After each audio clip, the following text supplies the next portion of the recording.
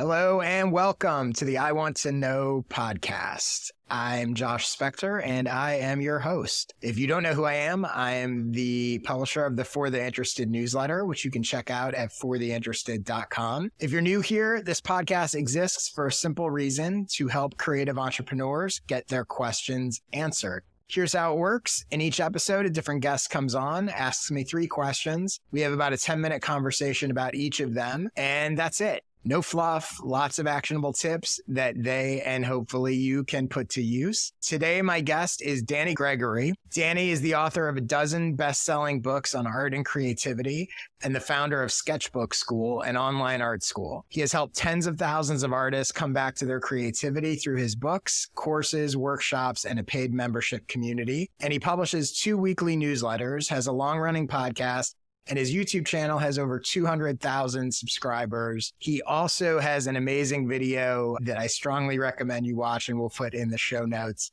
called, it's about the magic marker. I forget if it's actually called the magic marker, but Danny, welcome to the show. And I'm happy to have you here. And I shared your magic marker video in my newsletter recently and had a bunch of people write back and tell me how much they loved it. So I know they're going to be excited to hear us talk now. Thanks so much. Yeah, it's called The Artist Who Couldn't Draw.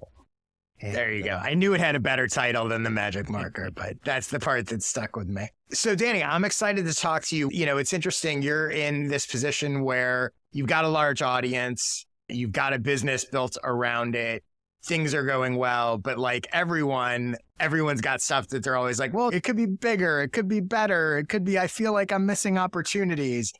And I think it's so funny because, again, I'm in the same way where I've had a certain level of success and people come to me and they think I have it all figured out. And it's like, all I see is like, well, but no, like it's going okay, but there's this thing I'm missing and that piece isn't quite working. And so we're going to get into some of those things. So let's jump into it. What is your first question? Well, I have to say, listening to your show and reading your newsletter, I'm always getting more ideas of things I should be doing. So just when I think I'm settled, but I want to talk to you, ask you first of all about that YouTube channel. So I've been producing several videos each week for almost 10 years now. And so I've managed to get up to a couple 100,000 subscribers. And the videos that I make generally focus on people's challenges in permitting themselves to be creative and more specifically to draw, but it deals with all kinds of aspects of the blocks that we set up for ourselves. And people seem very engaged with them. I get anywhere from 10,000 to up to 1 million views per video. And I get a lot of comments. So this has become the main way that I've been adding people to my funnel. But my call to action has been limited to this kind of consistent pitch, asking people to sign up for my weekly essay, and I give them a free ebook as a lead magnet. And this has been pretty effective. I have 2 mailing lists. I have my ConvertKit mailing list, which is where I send out my weekly newsletter, which is an essay. And I have about 18 to 20,000 people on that list. And then I also have my business thing. So not my personal thing, but my business thing, which has about 80,000, and that's on Active Campaign.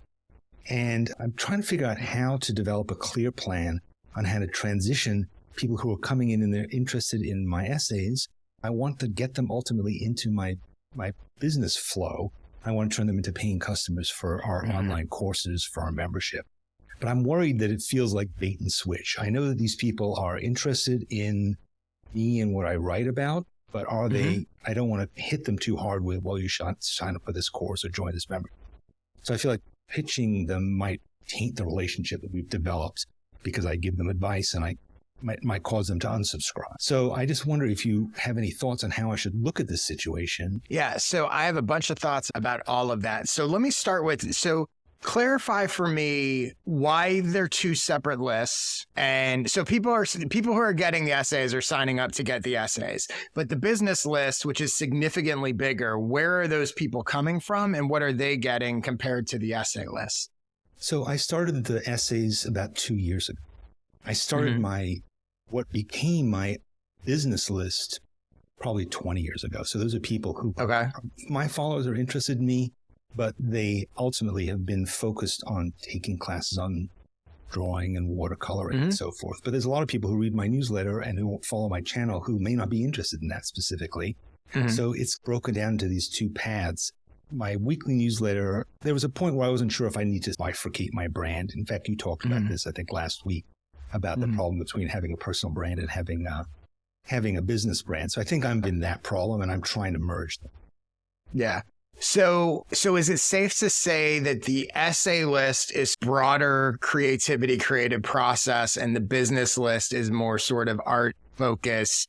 I want to learn how to draw. I want to learn how to paint. I want to learn how to whatever. Is that kind of the differentiation point?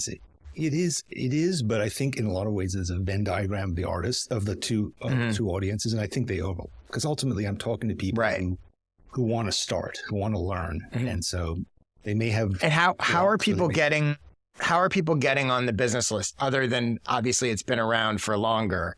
But right now, is anyone that's giving you their email address now going on the essay list, or there's still people just going on the business list? There's definitely a lot of overlap. I've gone back and forth between using the YouTube channel to direct people to one or the other. Now I'm trying to direct them to the business list. In the past, we spent about a year doing growth advertising and spent an awful lot of money on Facebook, which kind of sort of worked out, but not entirely. But I think it's people who've been reading my books, people who've been following me, also other instructors who work for us, it's people who follow them. So it's a lot. There's a lot of different sources. So I think the first thing I would probably do is I would probably collapse the lists. And you can figure out, just because you have one list doesn't mean you send everybody everything. You can sort that through and you can segment the list in various ways. But I think you want to have one central thing, and I'm going to talk about this in a second in terms of how you position and call to action. But you have one list, you have one quote unquote newsletter or whatever you're calling it.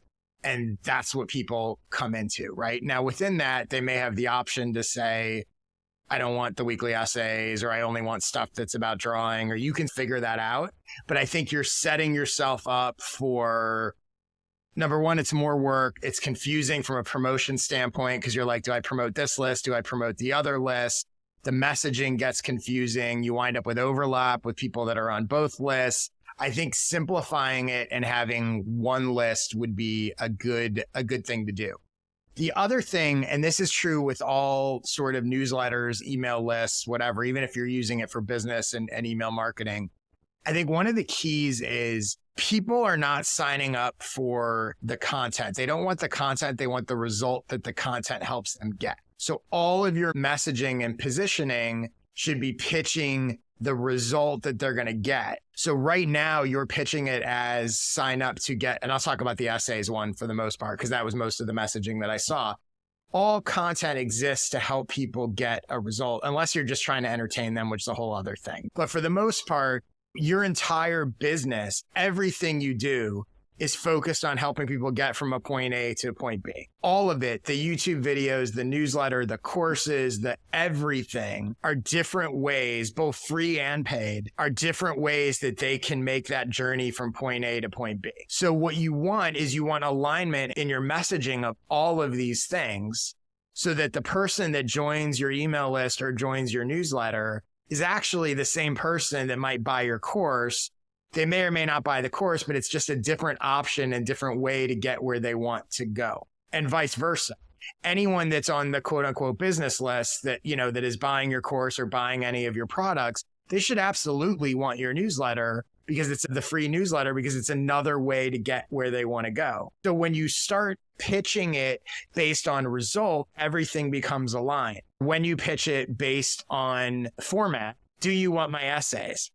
Maybe I don't want your essays. Do you want a weekly email from me that's going to help you accomplish X thing that you want to accomplish? Oh, I do want that. So I think that's what I would do is I would think about, and I'm sure you know this already in some of your messaging for other stuff, but that same messaging that you have for your products, that same value proposition, carry into the messaging around all of your free content and especially your newsletter as well. And when you do that, this leads into the next thing of feeling like it's a bait and switch. If it's aligned, it's not a bait and switch, because what they're signing up for is Danny's going to help me go from point A to point B. And he's going to give me a bunch of free content in this newsletter to help me do this.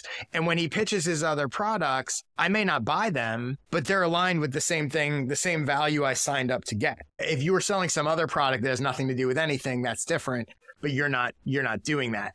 The reason why you worry that it's a bait and switch is because you're telling people sign up to get my essays, and then you feel weird about promoting your courses because they signed up for your essays. Does that make sense? If you reframe the positioning of what the emails/newsletter are and their purpose, then it feels aligned. They're just different ways to do it. Does that all make sense? Questions about that? It does. I guess my problem is that when I write my essays, I write for any kind of a creative person. So it could be somebody who's a writer. It could be somebody who works in I don't know, in marketing. It could be a lot of different things. And then I think, well, if I'm now saying to you, take this watercolor class, it doesn't exactly solve your problem, but I see the main point, which is my thrust is anybody can be more creative. There's lots of different ways of doing it. This is one of them. So yeah. Let me give you an example, and I know you're familiar with my own newsletter, so let me give you an example from my newsletter. I put stuff in my newsletter that's, let's say, how to grow your podcast. I know that a small portion of my audience has a podcast. So this is you with the, like, here's how to do watercolors. But ultimately, my newsletter is not only about how to grow your podcast. So I might, in the same issue, have how to grow your podcast, how to grow your YouTube, how to become a better writer. So I'm not looking for people to click all three. Most people don't do writing, have a YouTube, and have a podcast. I want them to find one thing in each issue that's super valuable to them. So to your point, if you have that list, and watercolors is one of the ways in which people can be more creative and do the thing that they want to do. Would I send an email that was solely about watercolors? Probably not. But the people that are doing watercolors, the general creative stuff, what you call your essays, is relevant to. So if each newsletter,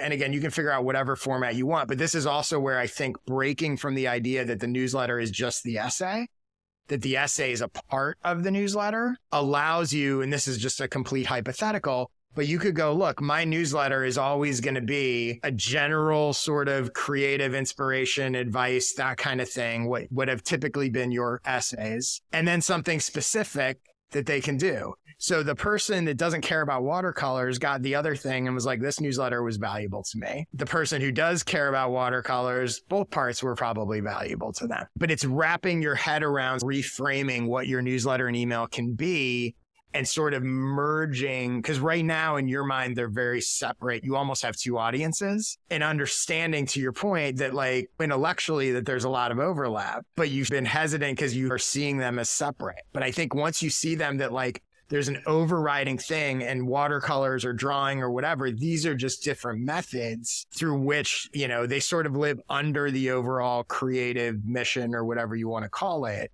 Now it fits and they don't feel as A and B. That's really helpful. Thank you. That's really great. Cool. The other thing I would say about this in general is, and again, I think a lot of this goes away when you sort of restructure or reposition the way we're talking about, but that fear that, well, if I start promoting my paid stuff, they're going to unsubscribe, which everybody feels, by the way. Like, I think that's such a common thing. And what I would say is, number one, if you have that alignment between the overall sort of transformation you're helping people make and the content, it's less of an issue. But also, if somebody doesn't find the free stuff valuable and they're not going to buy from you, you should want them to unsubscribe anyway because they're not the right people. It's one thing if you're just sending promotional emails. So if you're like, hey, get my newsletter, and every week you're just like, buy this course and buy that course, and there is no free value, that's a little different. But you're not going to do that. If you're giving them free value and offering to sell your product and they don't find either of those things valuable, buy. Like, you're not actually losing anything. They're doing you a favor. So that's why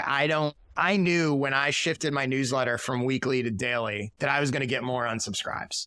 Even with a good newsletter, just because, as you know, every time you send an email, a certain percentage of people, even if it's small, unsubscribe. But in my own mind, I was like, okay, I'm okay with sending 6 times a week and getting 6 times as many unsubscribes on a weekly basis, because the people that I'm losing, I don't think are my people anyway. And by the way, it doesn't feel great. It never feels great. You know, I send an email, I get 60 people unsubscribed basically every day. Like, that doesn't feel great. But I also keep in mind, I look at it and I go, well, but you know what? The ones that are staying are even more closely connected to me. Like, they weren't the right people anyway. So I could send weekly and they could stick around for months and then ultimately unsubscribe. But who cares? If they don't want this, like, let them go. And then the last thing I wanted to touch on here was some specific suggestions about call to actions and stuff. And I looked at your videos where you pitched the newsletter up to this point. And for anyone who wants to check it out, we'll include a link, obviously, to your YouTube channel, which has tons of great stuff. So a few specific suggestions for you. One, in the descriptions of your video, I would add a clickable URL. If you use the HTTP, people can actually click. Otherwise, you're making them go to their browser and type it in, and it just creates more friction and they're less likely to do it. The other thing is, in that description, you can tailor your call to action to the content of the video. So for example, if somebody's watching a video about drawing, as opposed to just saying, go get my newsletter, go check out my essays, go get my newsletter where I frequently share tips about drawing. You can match to what you know they're looking at. And then if you have another video that's more about the general creative process, your description line in there might be, go check out my newsletter with more tips about the creative process. Match it versus just saying, go check out my newsletter. The other thing, which I don't think you've done, maybe you have and I don't know about it, I would do a video specifically pitching the newsletter. Once you clarify in your own mind what this thing is, you have a huge audience, you have 200,000 subscribers, I think, or whatever it is. Do a video that really is just about this resource and telling people what it is and why they should check it out.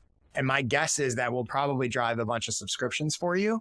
It also comes in handy that you can use it in probably other ways and link to it in other videos. It just seems like a good resource to have. I was watching how you pitch your newsletter in some of your videos. And so I watched the video called How to Do What You Love. You do have a pitch in the video itself pretty early on, which is great, and make sure people see it. But you basically say you're pitching your sort of essays newsletter, and you essentially say, hey, subscribe and you can get them, or I say the same thing in my videos. So you undercut your own pitch by basically going, hey, I got this newsletter and it'd be great if you subscribe to it, but you don't really have to because I'll say all this stuff here as well. And I'm all about repurposing content, by the way, but that is not helping you. That's also where I think restructuring how you think about what the newsletter is will make it a little different and give them more of an incentive to sign up without creating a ton of additional work. You really want to position it as, you love these videos, you're missing out on all this other stuff. And even at its most basic level, because of how YouTube works, and like, even if it's just like, if you like my videos and you want a heads up when the new one's out, subscribe, as opposed to hoping YouTube shows it to you, and play that up, right? You're probably missing stuff, even if you're subscribed to my channel. Make sure you don't miss it by signing up. And then the last thing I would say is I went to look at your newsletter sign up page, which you're using the free book as a lead magnet, which is, I'm not a huge fan of lead magnets, but that's a whole separate story, but I think they're fine. They can work. But when I look at it, if someone goes to your newsletter sign up page now, it's sort of all about the book. And I wonder if that's actually shrinking your audience, because there might be people who are like, I don't really read books, that if the sign up page was actually focused on how valuable this newsletter is, and then secondarily say, oh, and you'll also get the free book, it'd be worth at least trying out to see how it impacts your conversions. Because my guess is you'll get more conversions with a sign up page geared towards like, this is like this awesome newsletter that you guys are going to love, versus, hey, do you want this book? Just because, again, there's a lot of people that a book seems like a lot of work, or they don't read books, or they love a quick tip every week or something like that, especially with an audience that is seeing you on YouTube and consuming a lot of 5-minute videos. So something to think about and try. Could be wrong, but very easy to test. Switch out that page for a month and see what happens. It makes sense, because I had noticed that the sign-up rate was about 50%. And I kept thinking to myself, why would somebody go to the trouble of going to a sign-up page where they could get all this stuff for free, and then half of them aren't signing up? Why would that be? Yeah. I think what you just said probably makes a lot of sense. Yeah, it's definitely worth trying. So cool. Let's get to your second question. Okay, so my second question is about the way that my products and my business have changed over time. So my company's been around for about 9 years. We started really with online courses. They've been priced at the same rate, basically, which is $99 for our 6-week class. Over the last couple of years, though, we've pivoted to focus primarily on our Spark membership program, which has several hours daily live classes. and a very active membership base. You get to interact with a teacher, and that costs $130 a month. So it's more expensive than a course, but it's, I think, delivering you a lot more. And people who have signed up for it really love it.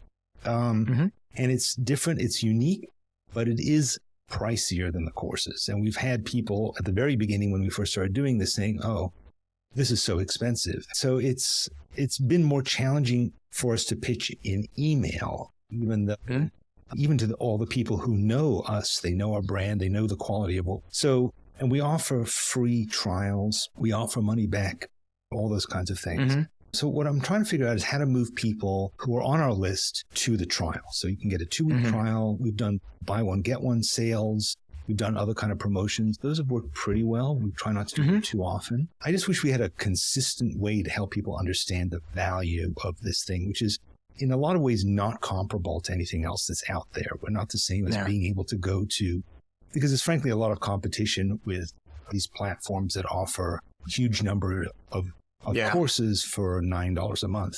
When people will say that, well, I can get an art class for $9. And I say, well, yep, sure, enjoy it. But what we're offering is different. So I just wonder if you had any thoughts about this, about how to, because these people are our customers. Yeah. They have been. I do. So I have a few questions for you, but first, before I get to those, I want to react to something that you just said.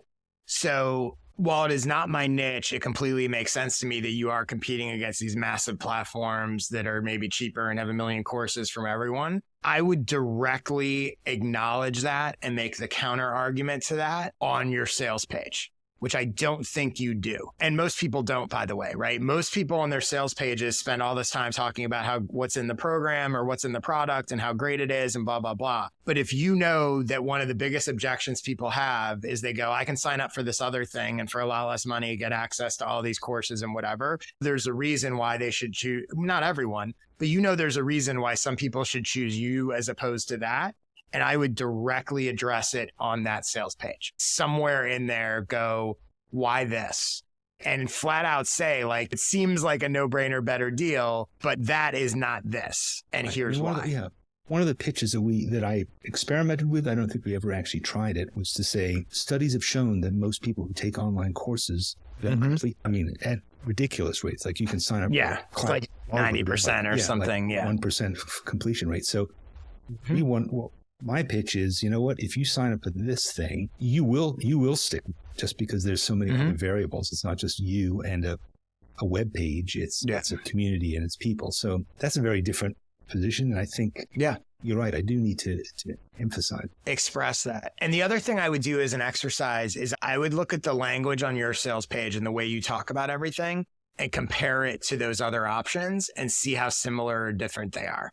It'd be interesting to see, does the description of your membership and your offer, are you saying the same things that they are, or is it clearly, it sounds different, it feels different, that kind of thing?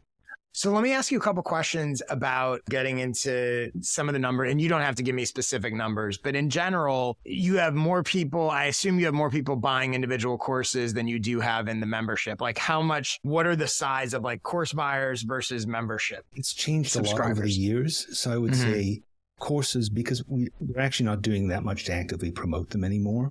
Yeah. So courses and workshops have diminished, and certainly on a dollar value, membership is way much more of our business. But in terms of number of people, is it 50-50? Is it 70-30? It's probably 50-50. Roughly 50. Okay. So a few questions that you may know and may have thought about, but if you haven't, these are things that I would definitely spend some time thinking about. So number one with the membership, do you know why people bought and why they didn't? And have you actually had conversations with them? And not just after the fact, because after the fact, they might go, oh yeah, I love it because X, Y, and Z. And that's really valuable. But almost before they start, someone buys, and as part of that onboarding, hey, what are you hoping to get out of this? Why did you buy this? Why did you buy this as opposed to joining, you don't have to name a competitor, but one of these other things? You will wind up especially if you ask open-ended questions, you will wind up getting stuff from them that you can use in your own copy and messaging that's their own words. So that's just a sort of knowledge gathering thing, and asking people that maybe have bought your courses and why didn't you buy? And push them to go a little further than, yes, there will be some people that's like, it's just too expensive. But like, it's usually more than just that. I mean, sometimes but so that would be another thing. Do you know what percentage, I know you said you offer free trials. Do you know what percentage of those free trials convert to paid members? At least a third of them convert and stay for several months, let's say. Okay. So that's good. And again, I would also with them, like the ones that don't convert, that might even be better than people that didn't buy initially. Like go to the ones that didn't convert and find out like why not? You were interested enough to try it out. What was missing? What would have made you convert? And maybe you know this already. I don't know. It's very complex, honestly, because in a sense, what we're doing is we're asking them to change their behavior, right? We're asking them to, it's one thing if you feel the need to make art. Oh, I should really get into drawing. Let me sign up for a course. You do it. You don't actually follow through on it, but you've satisfied that itch. But if you sign up for something like this, we're expecting you to do it, all right? We're going to keep coming back to you. We are always comparing this with a gym, right? So if our goal was just to sign you up as a member of a gym and hope that you never pain, it'd be a good business. But we want you to come and we want to prod you into doing it. But all these essays that I write are about the fact that people have enormous resistance and a lot of things that conflict with their desire to do this, but get in the way. So it just becomes very complicated. Whereas buying a course is a pretty cut and dry thing. I either use it or I don't. That's the end of the transaction. Here's another thing to think about, and this is counterintuitive, but part of your pitch could even be there's all these people that like somewhere in their mind, they're like, maybe I'd be an artist. I don't know. Maybe I'm creative. Like maybe I'd like to try it, blah, blah, blah. And the idea that doing this is either going to work for you and you're going to find that this is for you, or you're going to go, you know what? This isn't for me. I don't really like it. And that's valuable too. And it gets them the idea that purchasing, even if it ultimately they decide it's not for them, gets them past that, stuck in that forever. I wonder if I could do this, or I wonder if I whatever, and removes a little of the pressure of like, well, if nothing else, there's sort of a version of like, even if fail's not the right word, but even if I fail, I succeed because I learned that I don't really like doing this, or that's not really what I want to do. The other thing I would say is you mentioned that it's challenging to pitch an email. I don't know the answer to this. I just think it's a good question to ask for anyone and anything. Is it challenging to pitch, or are you selling something people don't want? I think taking a step back and going, is the membership as currently constructed what they want, or is there a different version of it? I don't know the answer to that, and you probably don't off the top of your head either, but it is something to consider. And the other thing I would say, and that sort of leads into my next point here, is in looking through what's in the membership, there is a boatload of stuff in there. Like, it's like there's daily classes and you get access to this and you get access to that and whatever. And I wonder if there's some people that feels really overwhelming. And I wonder if it scares some of them off because it feels like too much and feels like a commitment, or they join and they start to feel bad because I'm not able to make it to 4 of the weekly daily things and whatever. It's very easy in the process of trying to provide as much value as possible to go too far and start to like overwhelm people. And by the way, I did this even in my free newsletter. I tell this story where a few years ago, I had like 10 items in my newsletter, and I did a survey of my audience and I asked them in one word, describe how my newsletter makes you feel. By the way, a great question to survey your membership people too. In one word, how does it make you feel? And these were people who really liked it, but I noticed a bunch of people said the word overwhelmed. And I was like, that's not a great sign. They love it, but the newsletter feels overwhelming. And then that led me to eventually survey them and say, hey, instead of me sharing 10 items each week, should I share 5? Almost everybody said 5, and I shrank the newsletter. And now I'm down to a daily that's like a single paragraph or whatever. But so people can really like a thing, but feel overwhelmed by it. You have a lot of stuff in there. So that's something to consider. And you could also even consider, are there different versions of the membership? Is there maybe this is too much for you, but whether it's a lower price point or a starter thing where you just get access to pieces of it, or again, part of what you're doing is helping them develop a daily habit. So that sort of goes a little against what I'm saying. But understanding, like, does it feel too much to people? And is that scaring them off? Maybe, maybe not. And then I wanted to give you a few other ideas for this. So one is what I do with my skill sessions, which for anyone who's listening, you can check out at joshspector.com/sessions. There are a series of 1-hour video workshops that I do. I do one once every 2 months. You can buy them individually, or you can become an annual subscriber and get all of them and join live and vote on topics and et cetera. So when someone buys one individually, I don't publicize this, but this is what happens. They buy a skill session, they get an email, and I say, hey, if you liked it and you want to upgrade into the membership, I'll refund your original purchase. I don't know if you do that or not, but you have all these courses. And it would be interesting to have someone who buys a course get an email saying, hey, you just bought this $99 course.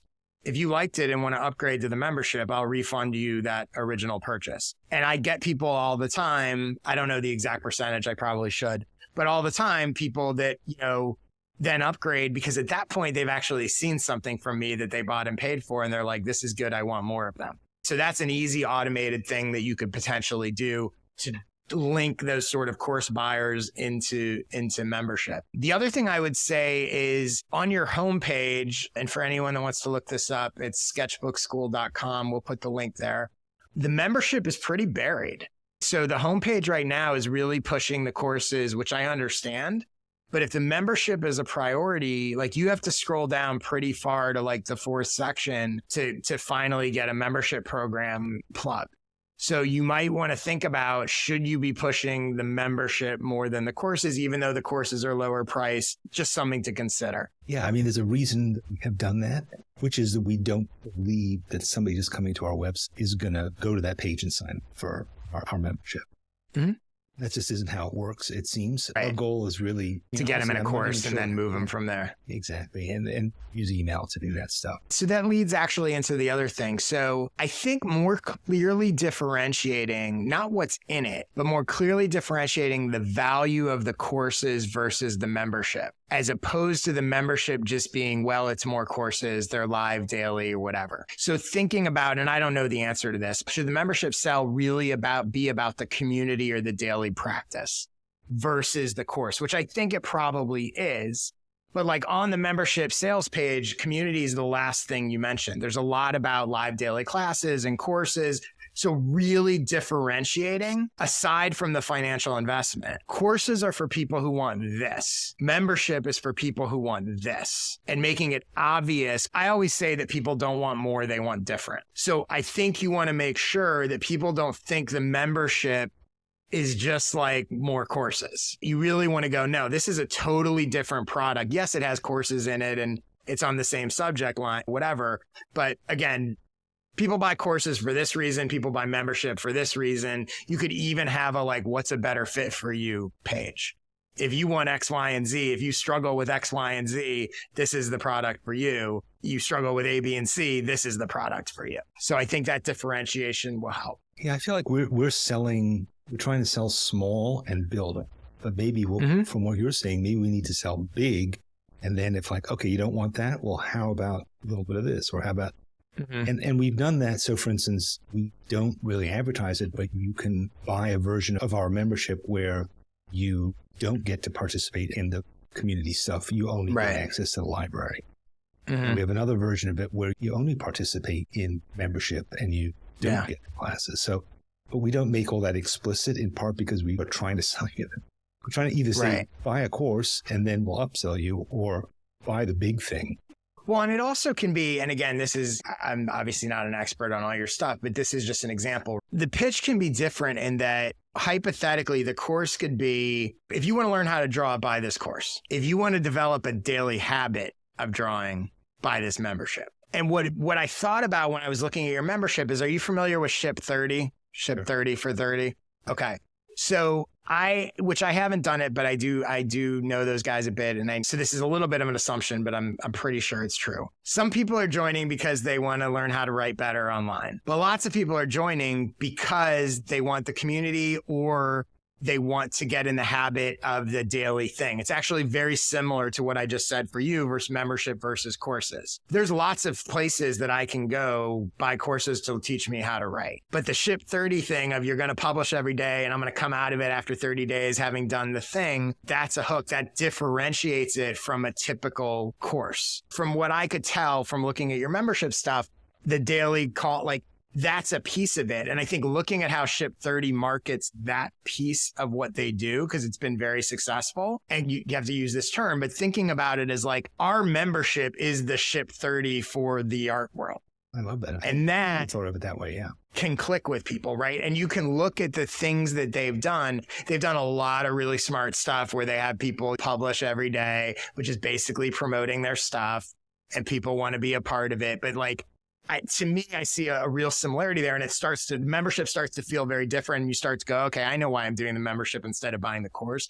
And I know why, and by the way, I don't know what they charge, but it's a lot, even though it's not ongoing forever. But, each cohort or whatever, those people are paying for a lot more than just, there's classes every day. Like they're paying to have someone help them and a community help them develop that habit. And I do think, just like clearly there is for writing, there's probably a lot of people with art that would pay for that want that help, the daily piece. I think it's a difference between, do you want to take a writing class or do you want to be a writer? Yeah. Do you want to take a drawing class or do you want to be a... See, I love that. I love that language, because I also love that forces someone, you talk about differentiation. It's like, here, if you just want to learn how to do it, you can buy a course and we'll show you how to do it. I love that. Do you want to learn how to make art or do you want to be an artist? Artists do it every day. Artists invest in it. Artists commit to it. Artists hang out with other artists. Yeah, exactly. Yeah, I love that. Cool. So let's get to your third question. Okay. So this is a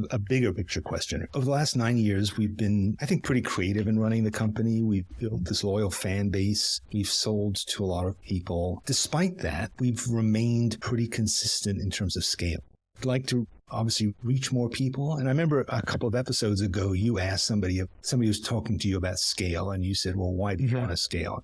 And when I heard that, my blood ran cold, and I've been thinking about how I would answer that when you asked me. But we love our company. We love the customers. We love the way that we work as a team. We love creating all this content for different platforms. So we're making stuff almost every day. We tried focusing on growth marketing for a year, and we channeled most of our profit into Facebook ads. I don't know. I don't think we attracted the right people, honestly. So I don't know how much of a difference that made. But nothing has led us to sort of seismic changes.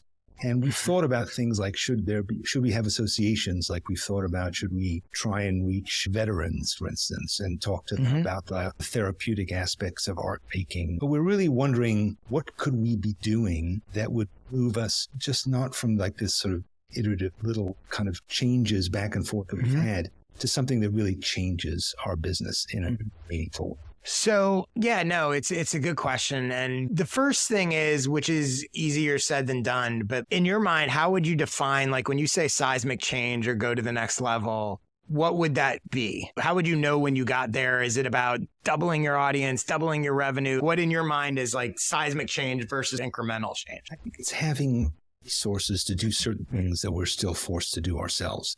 My team is pretty small. There's basically 4 of us who work on a regular basis, and then we have a couple dozen other people who come and go. And I think we're still jerry-rigging stuff. We're still combining 7 platforms to do things. Yeah. So I would say it's not really a matter of dollars. I think it's just a feeling of momentum and a feeling like we're doing business differently now. So one of the things, and I've talked about this a little bit in a previous episode, and we'll link to it, identifying what's working the best and how you can amplify or double down on that. And also identifying the stuff that probably isn't the best use of your time, and can you get rid of it? One of the questions that I think is really helpful to always consider is, if you were forced to get rid of, and you can pick whatever number you want. I always like 20% is a nice number.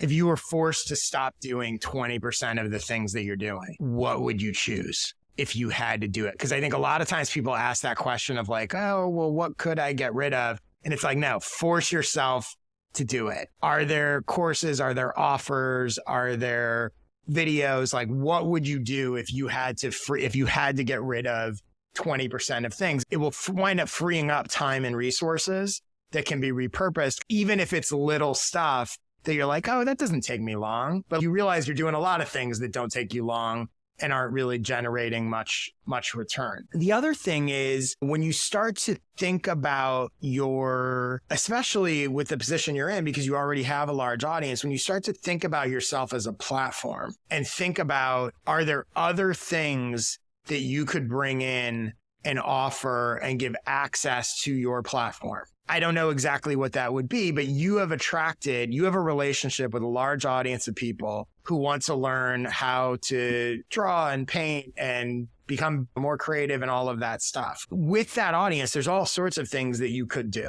Do you get into the event business? I don't know. Maybe, maybe not. Are you familiar with Creative Mornings? I'm guessing.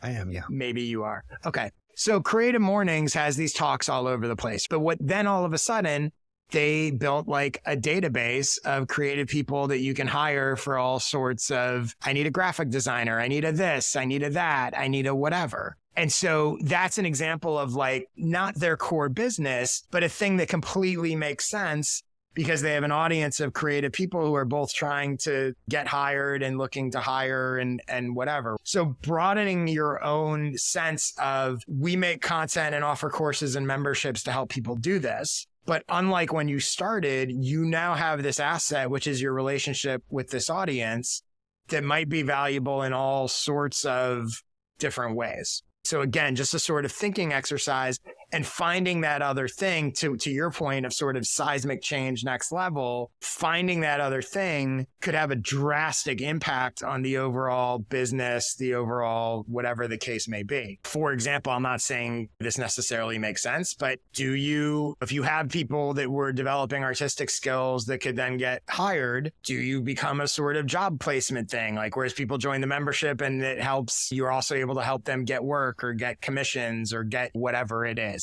Not saying that's it, but those kind of opportunities. The other thing I would say, and this was when I was thinking about your situation, popped into my mind, and it's funny that you mentioned veterans and those organizations. I definitely think there's opportunities there. Anything where you can find one person or one organization to say yes, and that one yes gets you a ton of people is a lot better than if one organization can get you 1,000 people, as opposed to having to go find 1,000 people to say yes. That's a really good use of your time when you talk about scaling. But the other thing that came to my mind was, have you considered partnerships or sponsorships with art stores? Yes. Because we have sponsorship. We have a lot of art supply manufacturers who are sponsoring aspects of us. We're about to do an online event that is going to have sponsors in it. So yeah, that. What about partnerships? So here's what I'm thinking about for that. So, and I don't spend a lot of time in art stores, but I know there's big like art store chains and whatever. So if you went to them and you said,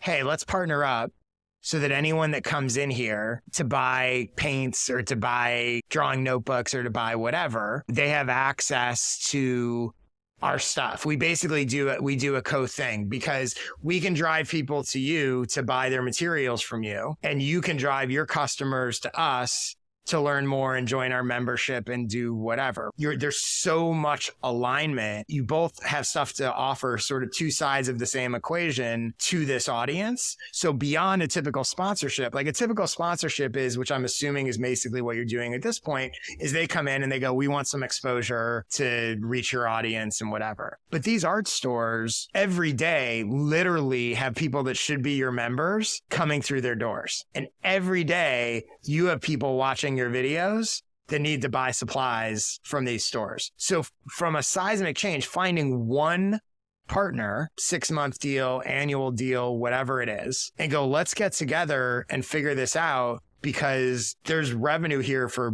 both of us. And plus those people, I'm sure, especially if you go to a chain or whatever, they have email lists. So that to me seemed like an obvious, both sponsorships, which are great as well, but it seems like there's potentially a bigger partnership possibility there. And all you need is one big partner to drastically increase your audience size and potentially revenue. Again, you figure out the specifics of it, but it could be really cool. It's a great idea. Yes. Thank you. You're making me think we need to re-examine that. Yeah. And the other thing you can do again, in terms of scale is you have a big enough platform that you could go hire someone on a freelance or whatever basis and say, here's what I want, like a business development person, basically, and say, go find me partnerships, go find me sponsors. I'm interested in both revenue and people that can drive me audience. I think you mentioned somewhere the idea of, do you break into a kids market? Is there a kids version of this? I think you've got this thing, and that's a way in terms of scale, right? That's the way to really go. You can run Facebook ads and you can pour a bunch of money in and they can work and you can grow, but you're still growing one by one versus I'm going to go find someone who's already got a big thing going and we're going to find a way to partner up. There's a great book called Who Not How, and it's all about how people, especially like creators, creative entrepreneurs, we tend to be like, I want to do this thing. I got to figure out how to do it. And that basically you're much better off going, who can do this for me? Who can figure this out for me? And that will actually scale. And especially when it comes to scale, like way faster than you trying to sort it out yourself. Cool. Does that give you some ideas, hopefully? So many ideas. Thank you so much. That was really, really valuable. Great. Awesome. So let's send some new people your way. Remind people where they can go to check out your stuff and get your soon to be revised newsletter and watch your YouTube videos and all that. Where should they go? They can go to sketchbookschool.com. Sketchbook School. We spell school with a K, so that but if you go to the spelling of it, it'll get you there too. Our YouTube channel, which again, just search Sketchbook School. And if you want to sign up for my essays right now, you can just go to dannysessays.com. And cool. I'm Danny Gregory, so my website has a bunch of stuff on it too. There you go. And I highly recommend all of Danny's stuff. I came across it recently and I was like, I think I even said to you when we had an email exchange, I was like, how have I not seen this before? Like, how did this is like right in my wheelhouse. How do I not know this exists? For me, again, my newsletter, fortheinterested.com/subscribe. If you would like to come on this podcast and ask me 3 questions, go to joshspector.com/questions to submit them. I'm on Twitter all the time at jspector. Danny, thanks so much for coming on and giving me these great questions to talk about. I know lots of people are in a similar situation to you, so hopefully they will find them helpful. Thanks everyone for listening and watching, and I will see you next week.